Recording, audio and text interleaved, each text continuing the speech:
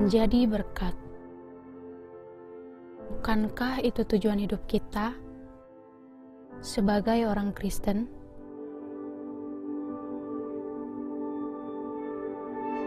Syukuri apa yang kita miliki sekarang. Berempati pada orang di sekeliling kita. Dan berbagilah kepada mereka yang membutuhkan. Sekecil apapun, mungkin tak berarti bagi kita, namun sangat berarti bagi mereka.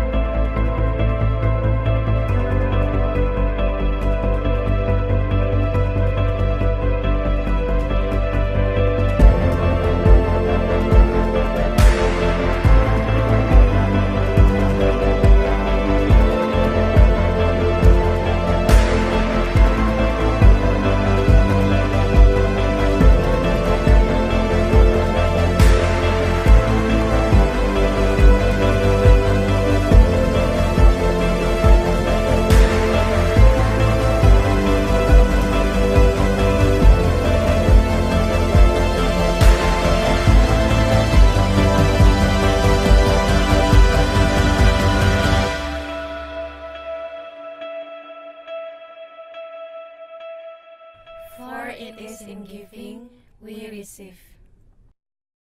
Shalom jemaat yang dikasihi Tuhan. Kita bersyukur kita kembali boleh berbakti bersama-sama secara online. Dan sebelumnya mari kita berdoa. Bapa di dalam surga, kami mengucap syukur Tuhan untuk waktu yang Tuhan berikan, untuk kemurahan Tuhan sehingga kami boleh berbakti secara online. Kami boleh dipelihara oleh Tuhan. Kami boleh merasakan campur tangan Tuhan di dalam setiap segi kehidupan kami. Kami bersyukur Tuhan kalau kami boleh tetap teguh di dalam Tuhan, tetap setia di dalam Tuhan. Semakin kami beriman, semakin kami percaya kepada janji-janji Tuhan. Terima kasih Bapa. Sebentar kami akan mendengar firman Tuhan. Biarlah sungguh-sungguh kami boleh diberkati dan rendahkan hati kami Tuhan, sehingga kami boleh menerima firman Tuhan. Roh Kudus tolong kami untuk memahami setiap firman Tuhan yang boleh disampaikan, sehingga nama Tuhan dipermuliakan. Terima kasih Bapa. Di dalam nama Tuhan Yesus kami berdoa. Haleluya. Amin. Saudara, kita akan membuka di dalam kitab Yeremia pasal 29 ayatnya yang ke-11. Saya akan bacakan. Sebab aku ini mengetahui rancangan-rancangan apa yang ada padaku mengenai kamu, demikianlah firman Tuhan, yaitu rancangan damai sejahtera dan bukan rancangan kecelakaan, untuk memberikan kepadamu hari depan yang penuh harapan. Saudara, kita bersyukur di dalam situasi yang sekarang seperti ini, dalam kesulitan-kesulitan yang dihadapi, tetapi kita boleh semakin percaya, kita semakin teguh di dalam Tuhan. Ya, firman Tuhan tadi dalam Yeremia ayat 11 ini adalah salah satu bagian dari surat Yeremia kepada bangsa Yahudi yang dibawa ke Babel, ya, ke pembuangan ke Babel, saudara. Jadi bangsa Yahudi ini dibawa ke Babel, saudara. Jadi dibawa ke Babel, kemudian juga seluruh perangkat alat-alat di dalam bait Allah, ya, semua juga diangkut semua ke Babel, saudara. Dan di dalam situasi yang sedemikian sulit, mereka itu ada di Babel seperti itu. Kemudian firman Tuhan melalui Nabi Yeremia mengatakan tadi di ayat 11 tadi, tetapi di dalam suratnya kita akan baca di dalam mulai ayat 4. Yeremia 29 ayat 4. Beginilah firman Tuhan semesta alam Allah Israel kepada semua orang buangan yang diangkut ke dalam pembuangan dari Yerusalem ke Babel. Dirikanlah rumah untuk kamu di sini. Buatlah kebun untuk kamu nikmati hasilnya. Ambillah istri untuk memperanakan anak laki-laki dan perempuan. Ambillah istri bagi anakmu laki-laki dan carikan suami bagi anakmu perempuan, supaya mereka melahirkan anak laki-laki dan perempuan. Agar di sana kamu bertambah banyak dan jangan berkurang. Usahakanlah kesejahteraan kota kemana kamu aku buang. Dan berdoalah untuk kota itu kepada Tuhan, sebab kesejahteraannya adalah kesejahteraanmu. Sungguh beginilah firman Tuhan semesta alam Allah Israel, janganlah kamu diperdayakan oleh nabi-nabimu yang ada di tengah-tengahmu dan oleh juru-juru tenungmu, dan janganlah kamu dengarkan mimpi-mimpi yang mereka mimpikan. Sebab mereka bernubuat palsu kepadamu demi namaku. Aku akan mengutus mereka, demikianlah. Aku tidak mengutus mereka, demikianlah firman Tuhan. Saudara, Nabi Yeremia ini menyampaikan firman Tuhan kepada orang-orang Yehuda yang di dalam pembuangan. Jadi firman Tuhan ini disampaikan oleh surat oleh Nabi Yeremia, tetapi tanggapan daripada orang-orang buangan di sana, saudara, di sana itu ada juga nabi-nabi, ada juga imam-imam, ada juga penatua-penatua, ya, ada mereka semua yang memang dibuang ke sana, ya. Dan kemudian saudara, kita melihat di dalam ayatnya ayat 28, ini ada tanggapan daripada orang-orang yang dibuang di sana ketika mereka menerima surat daripada Yeremia. Dikatakan begini ayat 27, Yeremia 29 ayat 27, tetapi sekarang mengapakah engkau tidak menegur Yeremia orang Anatot itu yang menganggap dirinya nabi di antaramu? Bukankah ia telah mengirim pesan kepada kami di Babel, katanya, pembuanganmu masih lama. Dirikanlah rumah untuk kamu diami, buatlah kebun untuk kamu nikmati hasilnya. Saudara, ketika disampaikan oleh Nabi Yeremia bahwa supaya seluruh bangsa Yehuda yang ada di pembuangan ini untuk mereka mendirikan rumah, mereka berkebun dan lain sebagainya, ini menunjukkan bahwa mereka di sana itu akan ada di dalam waktu yang lama. Ya, tetapi mereka nggak terima, saudara. Mereka nggak terima. Dan mereka itu kemudian menyuruh nabi-nabi yang lain untuk menegur Yeremia. Dikatakan tadi ayat 27, tetapi sekarang mengapakah engkau tidak menegur Yeremia? Ini disampaikan kepada Nabi Semaya. Nabi Semaya itu supaya menyampaikan dan menegur kepada Yeremia supaya tidak mengatakan hal yang seolah-olah akan lama sekali mereka ada di pembuangan ini. Ya, jadi mereka bilang harus menegur ini Nabi Yeremia. Bukankah ia telah mengirim pesan kepada kami di Babel, katanya, pembuanganmu masih lama. Dirikanlah rumah untuk kamu diami. Buatlah kebun untuk kamu nikmati hasilnya. Saudara, maka Yeremia ini diperintahkan oleh Tuhan untuk menyampaikan begini firman Tuhannya di dalam ayat 31, kirimilah pesan kepada semua orang buangan itu. Beginilah firman Tuhan tentang Semaya, orang Nehelam itu, ya, Nabi Semaya orang Nehelam itu. Oleh karena Semaya telah bernubuat kepadamu sekalipun aku tidak mengutusnya. Aku tidak mengutusnya. Jadi ini Semaya ini tentu nabi palsu, saudara, ya. Aku tidak mengutusnya dikatakan oleh Tuhan di situ.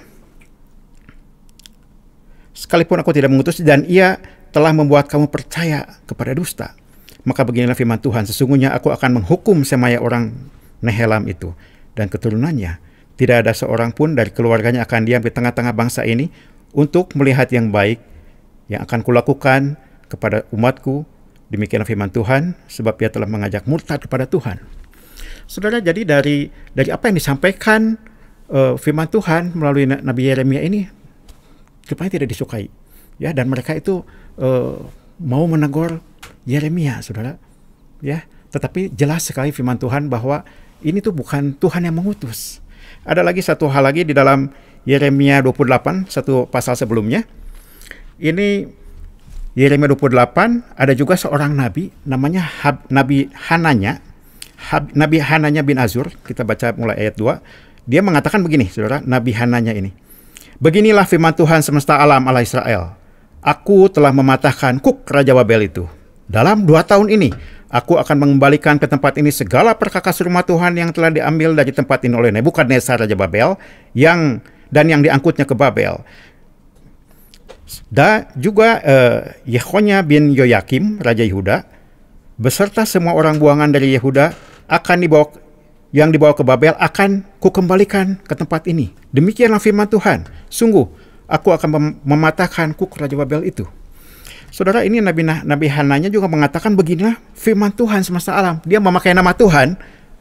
Dia bilang demikian, beginilah firman Tuhan semesta alam.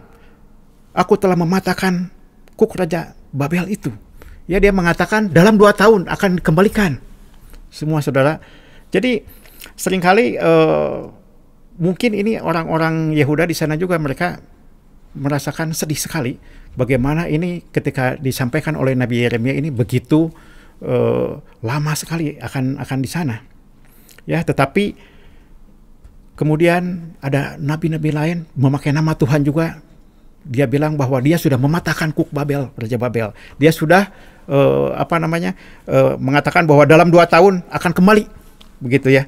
Saudara, ini seringkali juga kita ketika menghadapi suatu permasalahan, seringkali kita ini mengklaim janji Tuhan, kita ini Tuhan Maha Besar, pasti Tuhan akan melakukan sesuatu yang membebaskan kita segera dan sebagainya, saudara. Tetapi ada satu hal yang Tuhan di sini tidak berkehendak, saudara. Ya. Dan kalau kita lihat di ayat yang terakhirnya ini, ayat 17, ya, Yeremia 28 ayat 17 di terakhir di pasal ini, maka matilah Nabi Hananya dalam tahun itu juga pada bulan yang ke-7. Ya. Jadi kehendak Tuhan ini belum terlaksana, itu bukan kehendak Tuhan. Ketika Nabi Hananya ini dia mengatakan dalam 2 tahun akan sudah selesai, akan kembali. Ya, tetapi kenyataannya tidak kembali. Ya. Bahkan Nabi Yeremia ketika mendengar apa yang dikatakan oleh Nabi Hananya tadi, lalu berkatalah ayat 6, lalu berkatalah Nabi Yeremia kepada Nabi Hananya di depan mata imam-imam dan di depan mata seluruh rakyat yang berdiri di rumah Tuhan itu, kata Nabi Yeremia. Ketika Nabi Hananya bicara 2 tahun sudah akan kembali, Nabi Yeremia mengatakan amin. Moga-moga Tuhan berbuat demikian. Moga-moga Tuhan menepati perkataan-perkataan yang kau nubuatkan itu dengan dikembalikannya perkakas rumah Tuhan dan semua orang buangan itu dari Babel ke tempat ini. Semua juga berharap segala sesuatu ini cepat selesai, segala sesuatu ini cepat dipulihkan. Seperti itu. Ya, saudara. Dan Yeremia juga dia mengatakan moga-moga nubuatannya itu memang digenapi. Seperti itu. Tetapi sesungguhnya bahwa itu bukanlah kehendak Tuhan, bukan dari Tuhan. Ya, seringkali seorang nabi, barangkali imam, itu mereka itu menggunakan, bahkan dikatakan bahwa inilah firman Tuhan semesta alam, Allah Israel. Ya, ternyata bukan kehendak Tuhan yang dinyatakan.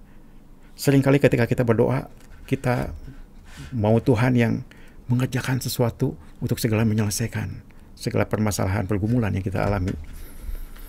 Saudara, di dalam situasi yang sama seperti sekarang ini, kita juga semua berharap-harap ini, kapan ini akan berlalu.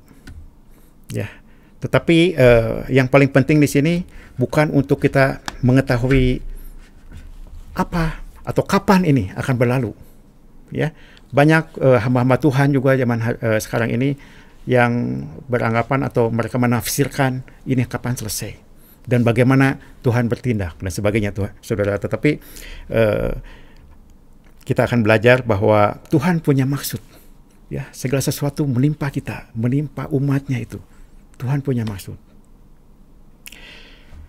Ada janji Tuhan, ya, di dalam setiap permasalahan, di dalam setiap keadaan yang kita alami. Di dalam masa-masa yang seperti sekarang ini, ada banyak orang-orang yang kehilangan pekerjaan, usaha, ya, harus bekerja di rumah, harus belajar di rumah, harus beribadah di rumah. Saudara, begitu cukup menyesakan, saudara. Tetapi kita mau melihat janji Tuhan, karena Tuhan punya kehendak. Ya, kalau Tuhan mau menyelesaikan ini dalam 1 hari, sesaat bisa, saudara ya. Kalau kita melihat ada satu kejadian juga pada waktu bangsa Israel itu di Samaria itu dikepung oleh Ben-Hadad, ya, Raja Aram. Dikepung, saudara, itu semua kota itu dikepung, saudara. Kalau kita melihat di dalam 2 Raja-Raja 7 ayat 1, 2 Raja-Raja 7 ayat 1, lalu berkatalah Elisa, dengarlah firman Tuhan.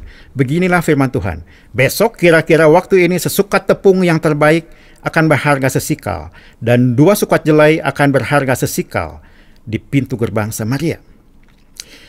Tetapi perwira yang menjadi ajudan raja menjawab abdi Allah, katanya, sekalipun Tuhan membuat tingkap-tingkap di langit, masakan hal itu mungkin terjadi? Jawab abdi Allah, sesungguhnya engkau akan melihatnya dengan matamu sendiri, tetapi tidak akan makan apa-apa daripadanya. Saudara, Elisa mengatakan bahwa tadi sesukat tepung itu yang terbaik itu berharga sesikal.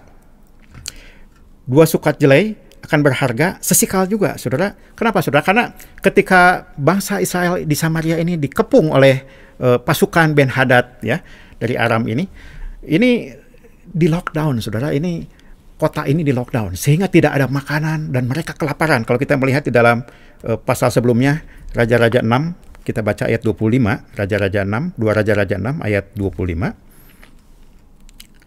Maka terjadilah kelaparan dahsyat di Samaria selama mereka mengepungnya, sehingga sebuah kepala keledai berharga 80 sikal perak dan 1/4 kab tai merpati, kotoran merpati berharga 5 sikal perak. Di dalam masa yang kesulitan ekonomi sedemikian rupa, saudara, itu kotoran merpati aja dihargain 5 sikal. Saking ini beratnya, kelaparan melanda di sana. Dan kemudian Elisa mengatakan, dengar firman Tuhan, besok kira-kira waktu ini, seperti waktu ini, sesuka tepung yang terbaik akan berharga sesikal. 2 sukat jelai akan berharga sesikal di pintu gerbang Samaria. Orang nggak percaya, saudara. Ini dikatakan perwira yang menjadi ajudan raja menjawab abdi Allah itu, sekalipun Tuhan membuat tingkap-tingkap di langit, masakan mungkin hal itu terjadi? Saudara, kalau Tuhan berkehendak, ya dalam sekejap bisa menyelesaikan. Tetapi kita harus mengerti bahwa segala sesuatu ini Tuhan punya maksud. Dan dia katakan rancangannya itu, dia mengetahui rancangan yang terbaik untuk kita semua. Kalau kita melihat di dalam 2 Raja-Raja 7 tadi, di ayatnya yang ke-18, dan terjadi juga seperti yang dikatakan abdi Allah itu kepada raja, 2 sukat jelai akan berharga sesikal, dan sesukat tepung yang terbaik akan berharga sesikal. Besok kira-kira waktu ini di pintu gerbang. Jadi ini sudah besoknya dan sudah terjadi, saudara. Di situ sesikal itu sudah cukup untuk beli tepung yang terbaik, 2 jelai. Dan saudara, kemudian ayat 19, pada waktu itu si perwira yang menjawab abdi Allah itu, sekalipun Tuhan membuat tingkap-tingkap langit di langit itu, masakan hal itu mungkin terjadi? Tetapi Elisa berkata, sesungguhnya engkau akan melihatnya dengan matamu sendiri, tetapi tidak akan makan apa-apa daripadanya. Demikianlah terjadi pada orang itu. Rakyat menginjak-injak dia di pintu gerbang, lalu matilah dia. Kalau Tuhan yang sudah berkehendak, saudara, dalam sekejap bisa diangkat. Jadi kita mengerti bahwa apa yang kita alami saat ini begitu berat, tetapi kita tahu bahwa Tuhan punya maksud. Ya, dan kita akan melihat janji-janji Tuhan yang akan memeliharakan kehidupan kita. Yang pertama, kita akan buka di dalam 1 Korintus 10 ayat 13. Pencobaan-pencobaan yang kamu alami ialah pencobaan-pencobaan biasa yang tidak melebihi kekuatan manusia, sebab Allah setia dan karena itu Ia tidak akan membiarkan kamu dicobai melampaui kekuatanmu. Apa yang saudara dan saya alami saat ini begitu berat, ya, begitu menyedihkan sekali. Tetapi Tuhan tahu itu tidak akan melebihi kekuatan kita. Saudara, saya beberapa waktu lalu mendapatkan telepon dari seorang teman saya. Saudara, teman saya ini dia ada satu usaha, tapi kemudian dia ada proyek dan proyeknya ini macet, saudara, macet sekali. Dan ketika saya berbicara dengan dia mengenai proyek tersebut, ya kami biasa ketawa-ketawa, ya kami bercanda dan sebagainya. Dan saya katakan, waduh, puji Tuhan ya, kamu sekarang sehat sekali kedengarannya begitu. Dan dia juga sambil tertawa, ya puji Tuhan.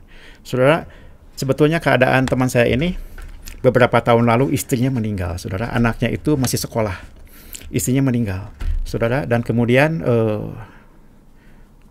di dalam perawatan istrinya ini sampai meninggalnya itu cukup habis-habisan, saudara. Dan kemudian dia mengalami juga ternyata beberapa bulan kemarin ini diketemukan bahwa dia itu punya sakit di dalam livernya, saudara.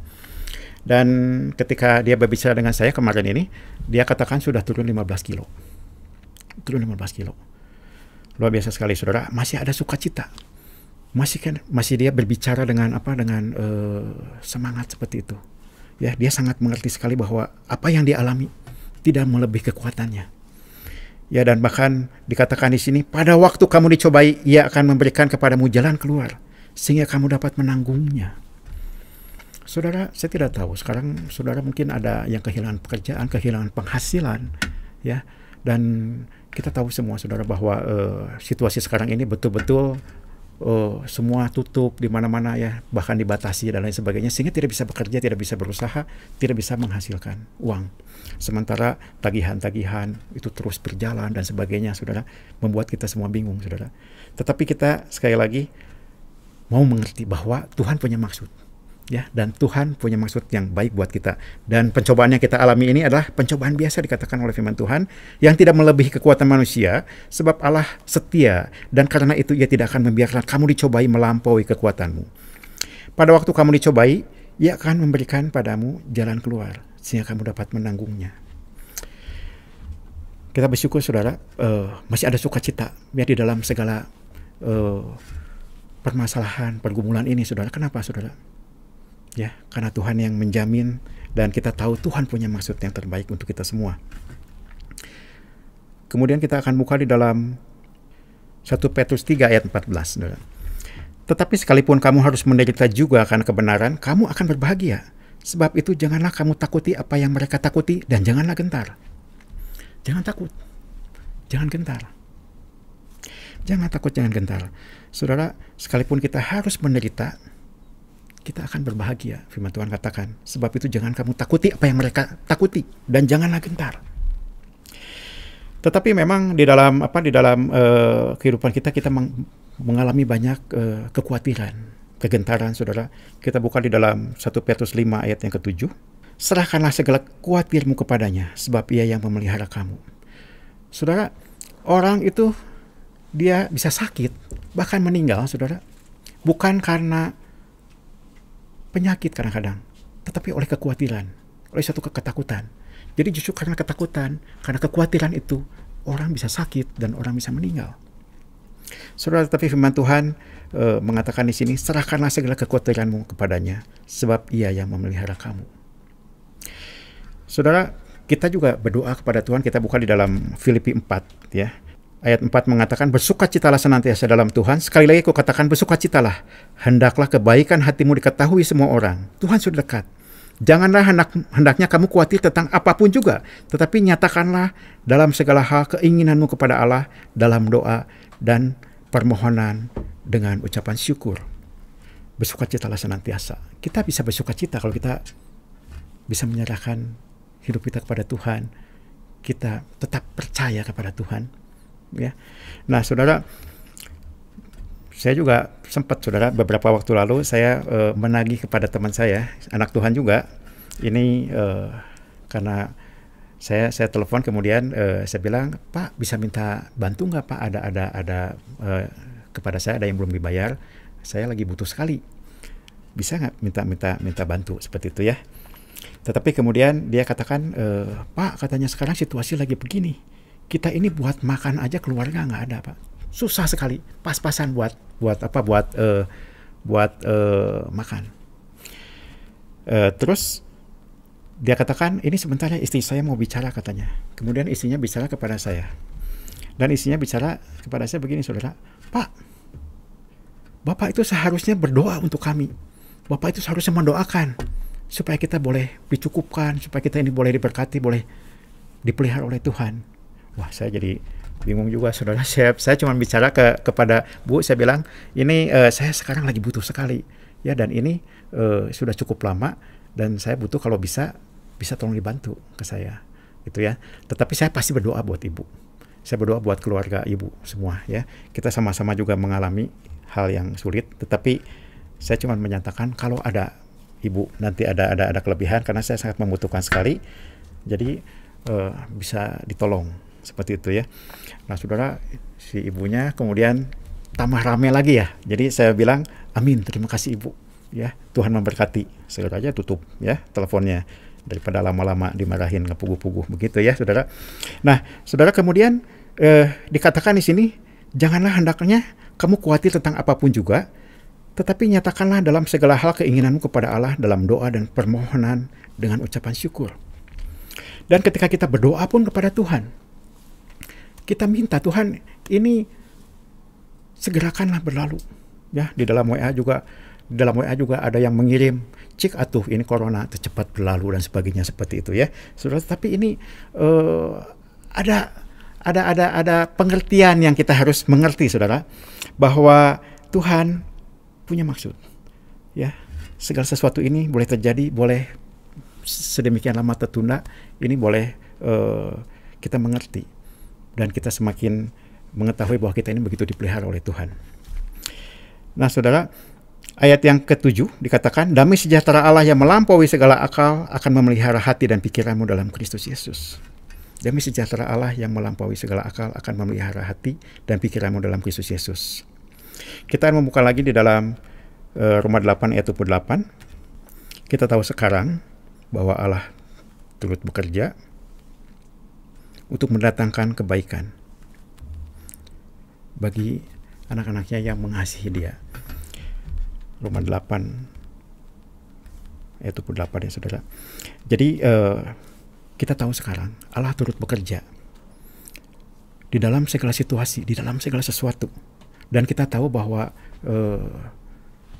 Allah, Dia berjanji, Dia turut bekerja di dalam segala sesuatu ini. Di dalam kesulitan kita ini Tuhan turut bekerja, ya, untuk mendatangkan kebaikan. Amin, amin, saudara. Kalau setelah melalui semua ini akan mendatangkan kebaikan. Luar biasa firman Tuhan, memberi kita pemahaman, memberikan kita pengharapan yang luar biasa, ya, untuk mendatangkan kebaikan kepada kita yang mengasihinya, yaitu bagi mereka yang terpanggil sesuai dengan rencana Allah. Saudara, Dia begitu mengasihi kita. Ya, tidak mungkin Dia sampai melepaskan begitu saja, tidak mungkin Dia membiarkan. Firman Tuhan berkata seperti itu. Dan Dia begitu mengasihi kita. Kalau kita lihat di Roma 8 ini ayat 38 juga dikatakan, sebab aku yakin bahwa baik maut maupun hidup, baik malaikat-malaikat maupun pemerintah-pemerintah, baik yang ada sekarang maupun yang akan datang, atau kuasa-kuasa baik yang di atas maupun yang di bawah, ataupun sesuatu makhluk lain, tidak akan dapat memisahkan kita dari kasih Allah yang ada dalam Kristus Yesus, Tuhan kita. Luar biasa, saudara. Melalui hal ini semua, Dia akan mendatangkan kebaikan. Ya, lewati pencobaan, ku tetap percaya, waktu Tuhan pasti yang terbaik. Setelah krisis ini, pasti kita akan menjadi lebih baik lagi. Keluarga semua dipersatukan dalam satu rumah. Ada yang mengatakan bahwa gereja-gereja ditutup, gedung-gedung ditutup, tetapi gereja rumahan ini terbuka. Gereja-gereja baru terbuka semua. Saudara, melalui online ini, kita juga merasakan bagaimana campur tangan Tuhan di dalam setiap ibadah kita, di dalam kebaktian kita. Nama Tuhan dipermuliakan. Dan setelah kita melewati krisis ini, kita juga harus dipersiapkan. Ya, apa yang sudah terjadi, terbentuk ini semua Tuhan punya maksud yang baik. Rancangan Tuhan itu rancangan yang terbaik. Jadi dikatakan juga bahwa damai sejahtera Allah yang melampaui segala pemikiran kita ini, ya, Tuhan sediakan buat kita.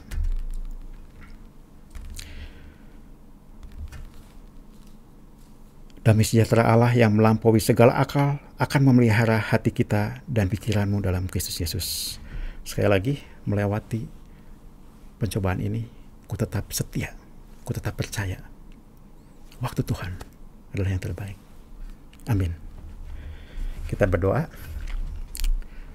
Bapa di dalam surga, kami mengucap syukur Tuhan, ada firman Tuhan yang boleh mengingatkan kami, yang boleh menegur kami Tuhan, untuk kami kembali lagi, untuk kami boleh bersukacita di dalam Tuhan, karena kami tahu Tuhan punya maksud yang terbaik.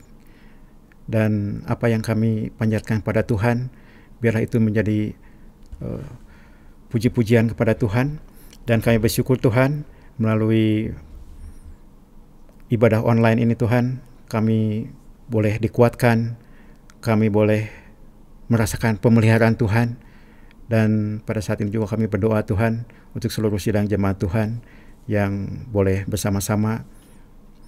Kami sungguh mohon pimpinan Tuhan senantiasa Tuhan di dalam kehidupan kami, sehingga kami boleh beroleh hikmat di dalam setiap tindakan-tindakan kami pada masa-masa sekarang ini Tuhan.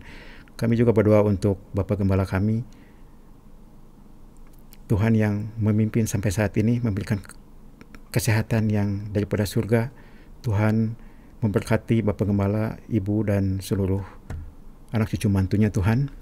Tuhan juga memberkati seluruh majelis, seluruh komisi-komisi yang terbentuk di gereja ini Tuhan, seluruh pelayan-pelayan Tuhan, dan terlebih lagi Tuhan yang memberkati seluruh jemaat Tuhan, yang kami semua boleh hanya berharap kepada Tuhan, dan kami mengerti sekarang bahwa Tuhan punya maksud, waktu Tuhan adalah waktu yang terbaik. Kami bersyukur Tuhan, kami juga berdoa untuk bangsa dan negara kami, Tuhan yang memimpin sampai pada saat ini di dalam situasi yang sangat sulit ini. Tuhan memberkati Bapak Presiden kami Tuhan, para menterinya, seluruh jajaran dari gubernur, dari bupati, wali kota, sampai pada kepala-kepala pemerintahan yang terdekat dengan kami. Tuhan juga memberkati TNI, Polri, dan seluruh elemen untuk seluruh yang tergabung di bawahnya Tuhan.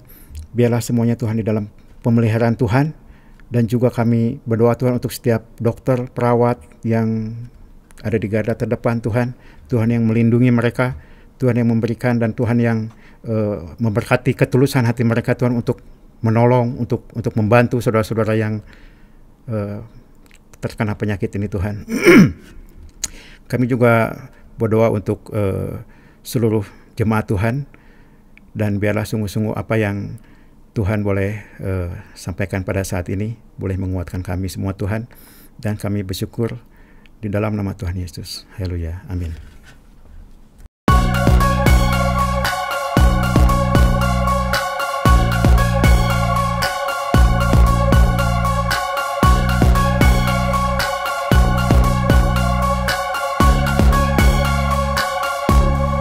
When you say you're alone, no one there to hold. Don't you know he's sad because he's always there watching you. When you're feeling down, when you have no hope, don't you know he's sad because he's always there, care for you. Keep your head held high, fight the good fight in your journey of life, 'cause the Lord be with us. Keep your head held high, fight the good fight in your journey of life, for He is Lord and nothing is too hard. When you're feeling down, when you have no hope, don't you know He's sad because He's always there, care for you. Keep your head held high, fight the good fight in your journey of life, 'cause the Lord be with us. Keep your head held high, fight the good fight in your journey of life, for He is Lord and nothing is too hard. From the depth I'll praise you, Lord, and I hear the gentle whisper. From the depth I'll praise you, Lord, and I hear the gentle whisper. He said, keep your head held high, fight the good fight in your journey of life, 'cause the Lord be with you. Keep your head held high, fight the good fight in your journey